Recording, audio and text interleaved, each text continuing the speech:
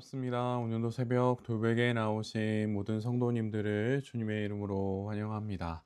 주의 은혜로 우리 모두가 금요일을 시작합니다. 오늘도 함께 요한복음 말씀 묵상하도록 하겠습니다. 오늘 우리에게 주시는 하나님의 말씀은 요한복음 14장 15절로 18절까지의 말씀입니다.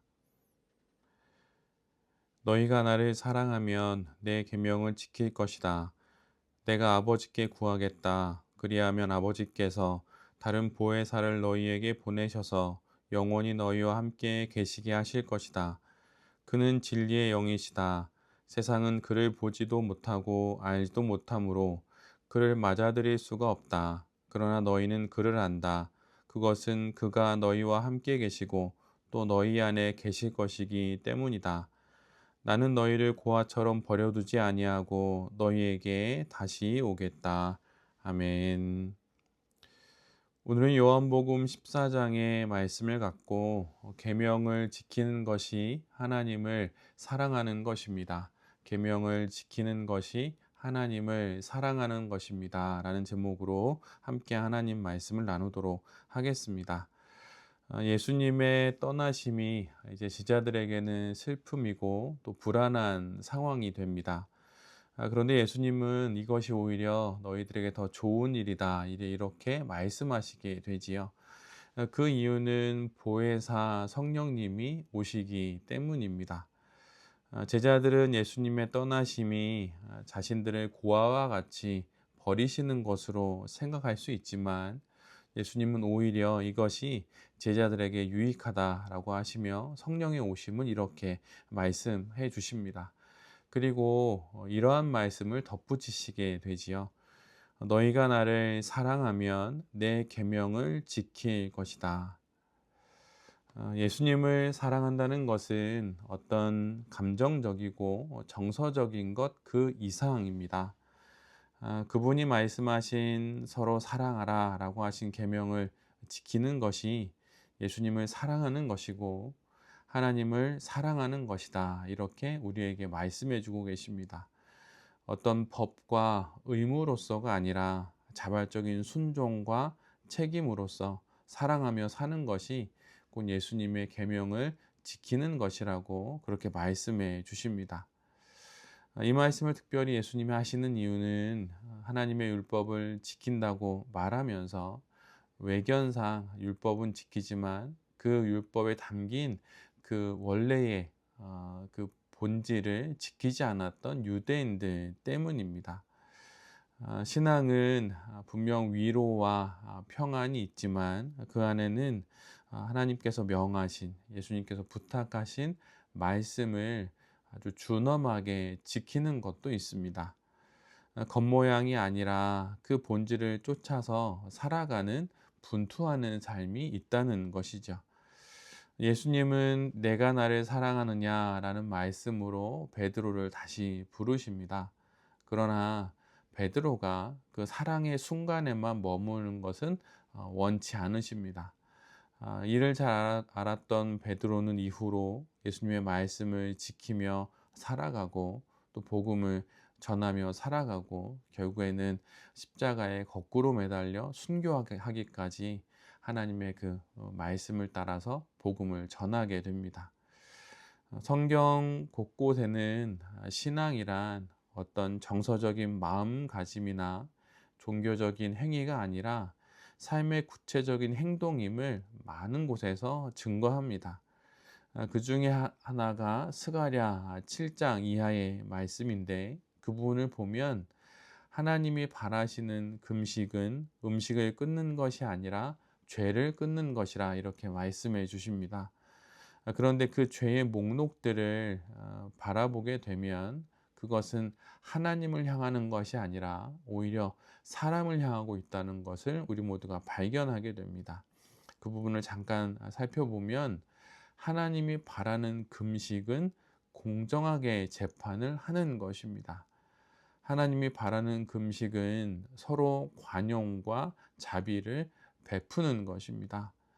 하나님이 바라는 거룩한 금식은 과부와 고아와 객을 잘 돌보고 그들을 억누르지 않는 것입니다. 그리고 하나님이 바라시는 금식은 동족끼리 서로를 해칠 생각을 하지 않는 것입니다. 예수님을 사랑한다면, 또 하나님을 신앙한다면 그에게 있어야 하는 것은 어떤 말의 다짐과 마음의 뜨거움을 넘어 보이는 구체적인 행동이어야 하는 것입니다. 행동의 변화가 없는 신앙 행위는 하나님께 영광이 되지 않고, 또 하나님이 받으실 만한 인생이 되지 못하는 것입니다. 이는 우리를 향해서도 마찬가지입니다. 거룩한 삶을 살아가는 유일한 방법은 내 안에 있는 보이지 않는 믿음을 보이는 삶과 보이는 행동으로 드러내는 것입니다. 다음 주부터 2주 동안 저희 돌베개 교회가 예배드리는 공간에서 십자가 전시회가 있습니다. 12년 동안 십자가를 이렇게 나무 조각으로 만들면서 성경의 내용들을, 복음서의 내용들을 이렇게 담아서 작품을 만들었던 정지은 작가라고 하는 그 자매님이 전시회를 2주 동안 하게 됩니다. 어제는 그 기자 간담회가 있었는데, 거기에서 십자가를 만들게 된 취지나 이런 것을 얘기하다가 그 정지은 작가가 이런 얘기를 했습니다. 성경을 묵상하면서 또 설교를 들으면서 또 신앙생활 하면서 받았던 내 안에 그 보이지 않는 은혜를 보이는 것으로 만들고 싶다는 마음이 들었습니다. 그래서 이것을 작품으로 만들게 되었습니다. 내 안에 보이지 않는 그 하나님의 그 은혜, 또 하나님이 주신 어떤 큰 감동들을 보이는 것으로 만들고 싶고, 또 만져지는 작품으로 만들고 싶어서 12년 동안 십자가를 주제로 한 작품을 만들었습니다. 이렇게 이야기하는 부분이 있었습니다. 그 이야기를 듣고 참 은혜가 되었는데요. 우리가 잘 알고 있는 많은 믿음의 선인들도 그들이 하나님으로부터 받았던 은혜들을 늘 언제나 구체적인 삶으로 드러내며 살았습니다. 마틴 루터도 그랬고, 마더 테레사도 그랬고, 사도 바울도 모두 다 행동하는 그리스도인이었던 것이죠. 그리고 우리 주님 예수 그리스도도 행동하심으로 그분의 신앙을, 그분 안에 있는 하나님을 향한 마음들을 드러내셨습니다.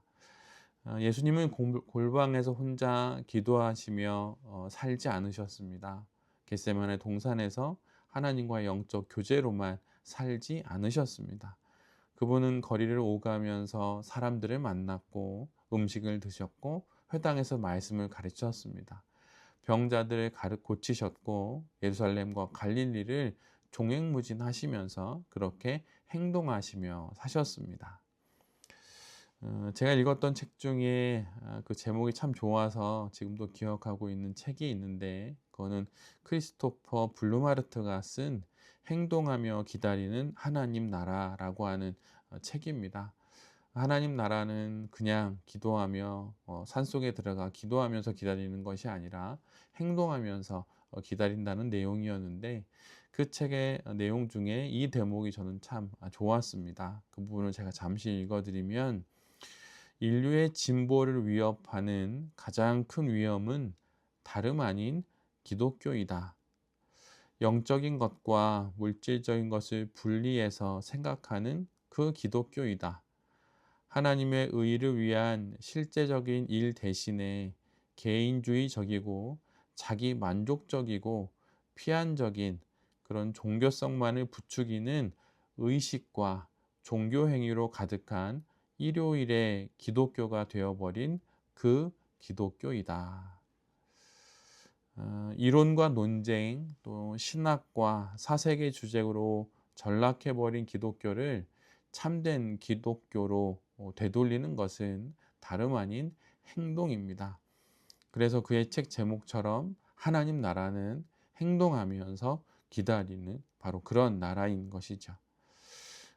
이제 곧 하나님께로, 하나님 곁으로 예수님은 가십니다. 그리고 다시 오시는 그 예수님을 이 땅에서 제자들은 기다려야 하는데, 그 기다리는 방법은 예수님의 계명을 지키는 것입니다.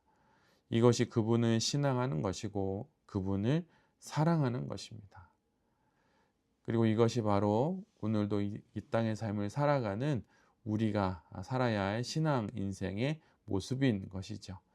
하나님을 사랑한다면, 또 내 안에 신앙이 있다면, 내가 받은 은혜가 있다면 그것을 아무 소리 하지 않고 그냥 간직하는 것이 아니라 그것을 구체적인 삶의 행동과 삶의 주제와 내용으로 구체적으로 세상에 보이면서 살아가는 그런 그리스도인이 우리 모두가 되어야 할 것입니다. 오늘도 행동하고 또한 계명을 지키는 것을 통하여서 우리가 하나님을 참으로 사랑한다는 것을 이 땅에 보여주게 되는 그런 그리스도인들이 될 수 있기를 간절히 기도드립니다. 아멘. 함께 기도하겠습니다. 주님, 신앙은 은혜를 받는 것이 있고 하나님으로부터 큰 감동을 얻는 것이 있습니다. 그러나 그 주신 은혜와 감동은 그렇게 그곳에 머물러 영원히 있으라는 것이 아니라 나가서 전하라 하심임을 잘 기억하겠습니다. 행동함으로 내 안에 참된 믿음이 있음을 오늘도 세상 가운데 증거하며 살아가는 우리 모두가 되게 하여 주시옵소서. 한 주간의 마지막으로 일하는 금요일입니다. 오늘도 최선을 다하여서 일하게 하시고 우리를 통해 하나님 나라를 기다리는 그 성도의 모습이 행동하며 기다리는 것임을 온 세상 가운데 전하는 이 하루가 되게 하여 주시옵소서. 이 모든 말씀 예수 그리스도의 이름으로 기도드립니다. 아멘.